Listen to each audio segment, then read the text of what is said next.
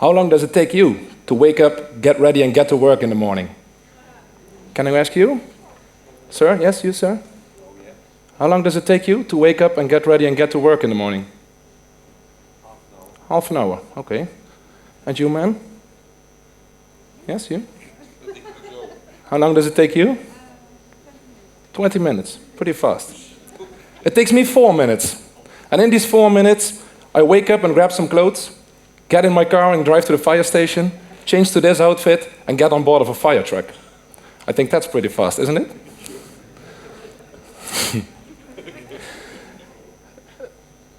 And I wanted to be a firefighter since I was just a little boy of 6 years old. And now, years later, I still love the excitement at every alarm call I receive. Standing with your mates in the middle of the night and doing the impossible. When everything is going bad, you are the person to come in and make it right again. Helping others out and enjoying what you do. The fire service has it all for me. We only have one goal. We all get out alive. It's my passion, but believe me, fire is your worst nightmare. Flames and smoke can spread real fast. And a smoking cigarette on the couch can grow into a fire that swallows an entire room in just 3 minutes. And in these same 3 minutes, smoke and toxic gases spread through your entire house, and if you're not out by then, you can probably die of smoke inhalation trauma. You may notice by now, once my clock starts ticking, the chances on saving life and property shrink every second. And just that, it's why we need a dense network of fire services in the Netherlands. And that's why in the Netherlands I have about 25,000 colleagues. And I bet you don't know how many of them are volunteers. How many do you think? How many percent? About 75. 75%. Anyone more, anyone less? The half? Down? Okay, let me tell you. It's 80%. 80% of all Dutch firefighters is a volunteer. You were pretty close. It's beautiful to know we have these people in our community. And even more beautiful, these people risk their lives to save yours on a volunteer base. Your life is in hands of volunteers. I was enjoying the sun in my backyard on a nice summer afternoon last year. And suddenly I receive an alarm call on my pager.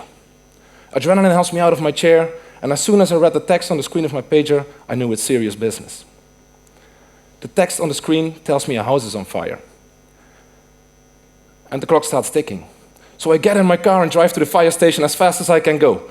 And suddenly this question pops up in my head. A question that makes me feel really uncomfortable. Do I have enough firefighters available? Can you imagine? Your house is on fire and it's getting worse every second. And on the other hand, there's us, not knowing if we have enough firefighters available to even respond to the scene. Understaffing is the #1 problem the Dutch fire service faces right now. And after this stressful afternoon and this stressful experience, I devoted myself to find a solution for this problem. And with the help of an historian, the fire service needs to evolve. And to evolve, you try to look into the future. But I was still seized by this trust. Where does this trust come from? Why do you trust the fire service? 98% of all Dutch people just trust the fire service. They just trust us. So instead of looking forward into the future, I started studying the history of the Limburg Fire Brigade. And with the help of an historian, I managed to pinpoint some remarkable moments on the timeline of our history. Let me take you back to Limburg in the Middle Ages. Scattered in the green landscape, there were some farms, and if a farm got on fire, it just burned down, people accepted it and built a new farm. They didn't need such thing as a fire service back then. It's since people started living together in villages and towns that the first fire service-like organizations started showing up. And the job was mostly done by so-called bucket brigades, people passing water buckets to extinguish a fire. Really brave, very noble men, but highly unprofessional. These bucket brigades did their extreme best to put out a fire, because every time they managed to put it out, they got free beers in the local pub.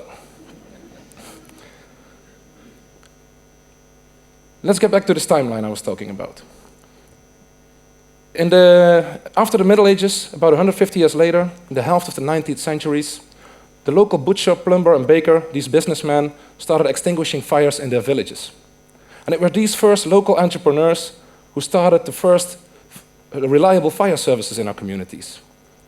And it's this same system of volunteer firefighting we still trust today. Looking at today, at every scene I'm dispatched to, I see people taking pictures with their cell phones and sharing the happening with their friends and their family. But why is nobody helping anymore? People just trust the fire service. They just assume that if you call the alarm number, people like me will come in and make it right again. But what if everybody thinks this way? Then we will receive a lot of phone calls, but I will end up responding to this fire on my own.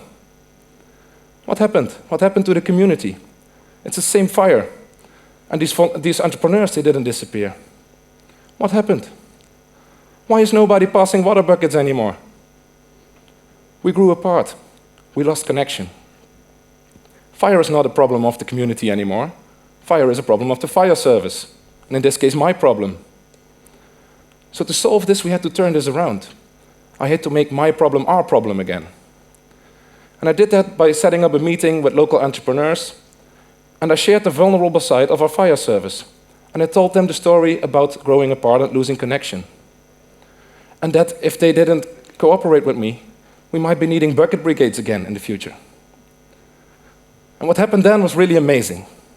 Besides a lot of positive energy and some good ideas to improve our fire service, some bosses persuaded their employees to join my fire service right away.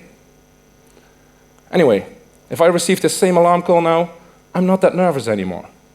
Together, we fixed the problem of my fire service.